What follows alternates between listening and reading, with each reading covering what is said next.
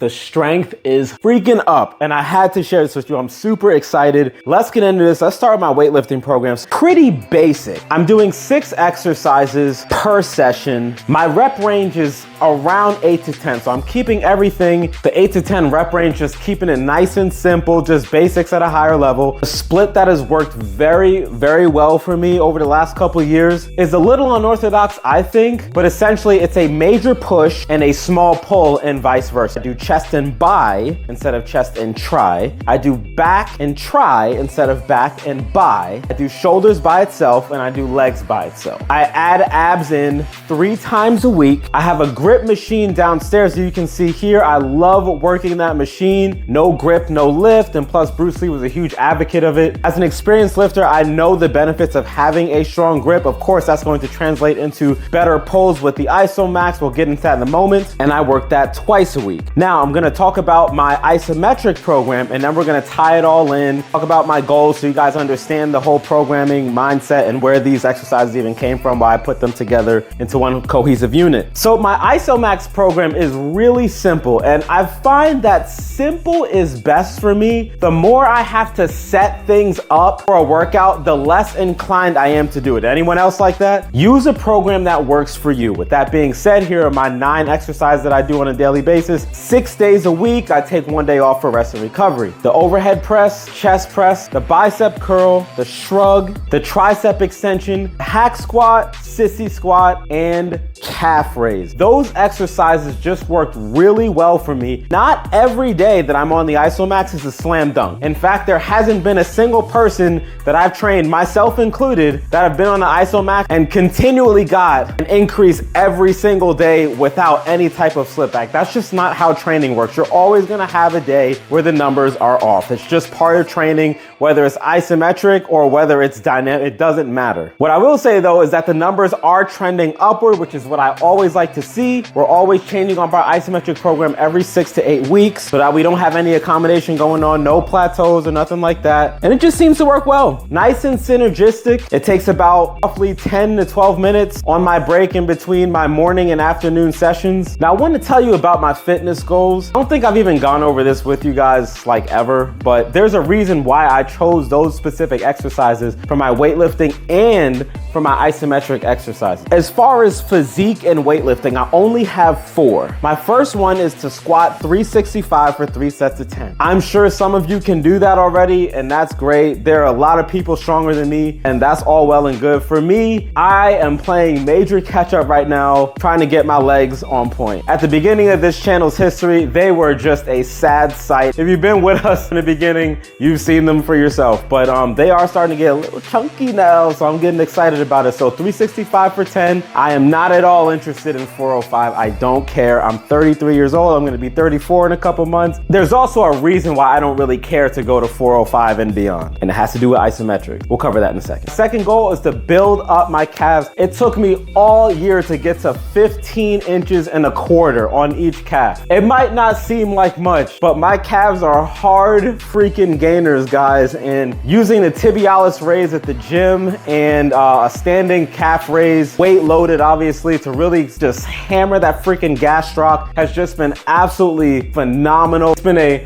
long, slow, painfully gradual process, but it is working. It always works if you work it, right? My third goal is I want to define my abs just a bit more. And my last goal is I just want to strengthen my grip. So essentially what I'm doing right now, I'm just going to keep on doing it. Progressively overloading week by week and letting the chips fall where they may. What's going to help that though is my isometric program. Even though you guys have already seen it and how simple it is, simple is best sometimes. And something like the Promethean for me with my workload is just not going to work. All right, that is too much on that end. It's going to start to take away from my dynamic. We don't want to run into CNS fatigue or central nervous system fatigue. I have a video on that. Here's a link right here. Go ahead and check that out if you've never heard of that before. My isometric goal is really simple. Be as strong as freaking possible every freaking session and just watch the numbers go up. Don't get caught in the day-to-day numbers. If you do that, you're gonna get pissed off, going to be frustrated. Take a step back and look at the numbers every 30 days, every 2 weeks perhaps. You notice a difference. Of course, provided you're getting adequate sleep, sleep, your diet's on point, and you're training effectively and you're switching up your program every 6 to 8 weeks. Lastly, my cardio goals. I'm doing cardio 3 to 4 times a week. I'm not doing steady state. That's not for me. I'm more of an intense guy. So I really want to get my VO2 max up really high. I want my body to be really efficient with oxygen, because I've noticed right around the beginning of summer, or in the spring of 23, that I would get winded during my weightlifting, and that's because my body was not efficient enough with oxygen intake. So I get a lot of exercise-induced yawns during my weightlifting sessions because my cardio was terrible. I'm on a cut right now. I dropped down from about 198. I'm about 190 as of this recording. So I'll probably stop at around 185 and just see what happens. I'm gonna play it by ear. Who knows? Maybe in a couple months I'll be like,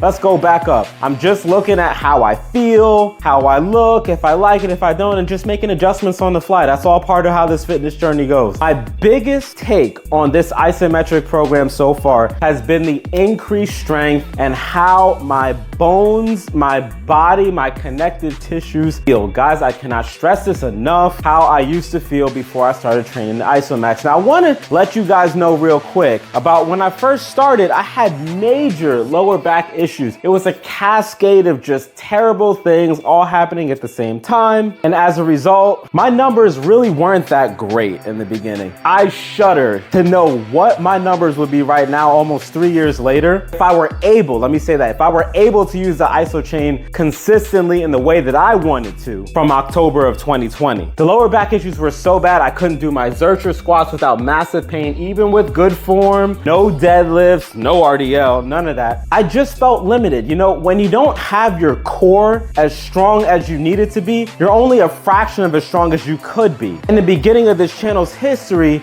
it was kind of like a roller coaster ride where my body would recover just enough that I'd be so excited to hop back on the iso chain and go hard again, only for the issue to still be there. So I'd get hurt again, not on the iso chain, but just in lifting or just like doing something at the house. And just like, dude, it's just like, dude, give me a break. That's what was going on, guys. So now that I'm finally good, the numbers are finally going where I want them to go. There was also the appendectomy that happened last year, which reset me back again. So it's just been obstacle after obstacle after obstacle. When you have a goal, man, you don't care about all that. Those are just speed bumps. They're not roadblocks. And so that brings us to where we are today. I feel the strongest I've ever been. Here's some of the things that I've noticed in the weight room that are really starting to shock me. So the first thing is I'm able to get my shoulder press at 100 pounds and I'm able to continue going. I've never been able to do that before. Now, granted, there's more mass, and to a certain degree, mass moves mass. So I am heavier, just trying to take everything for what it is right now. But again, the concentric phase of that shoulder press is great. I was able to move 150-pound dumbbells for chest press. When I'm in it, I'm in it. But when I look at the video, it just seems surreal. Like, is that really me, dude? Like, you saw our No Limit short of me hitting a 307 on the chest press. And I know that's 100% part of the equation of being able to get those 150-pound dumbbells up. Just absolutely great. They feel great. I'm able to get 3 sets of 5. I prefer dumbbell chest press. I'm not really gonna go for bench. Even though you guys saw my weightlifting program earlier in the video, you saw that there were no skull crushers on this program. I do love the skull crusher exercise. It's really great at building that long head of the tricep, and the Isomax and iso chain tricep extension really mimics that exact movement. Now, granted, you know, you're on the floor, but even still, you can grab a dumbbell and perform that same movement. I used to get elbow tendonitis near the end of every single program where I'd program the skull crusher. Now, I don't. I don't even have to warm up. Now, that's not really too wise. I'm able to just hop into the heaviest weight for the skull crusher and just go to town, and it's fine. Sometimes when I did cable crossovers, I used to get a little bit of a twinge here. Not really rotator cuff, but just like kind of a twinge letting me know like, hey, just calm down. I haven't gotten those in a couple years now. And a lot of that is from consistently working the isometric and strengthening the connective tissues. I cannot stop singing praises for isometric exercises. Tendon power is tendon strength. That's why these freaks like Alexander Zass, Bruce Lee, and Dennis Rogers, they're able to do the stuff that they're able to do, or for 2 of them, you know what I mean. But when you combine muscular strength and endurance with that isometric tendon power, that's a frightening combination. I personally feel like I still have a while to go yet, but I'll be keeping us updated with these vlogs to kind of let you guys know what's going on with my training. Now, if you'd like to know some basics on how to really program your isometric training into your weightlifting, then I recommend you watch this video coming up right now. Thanks for watching.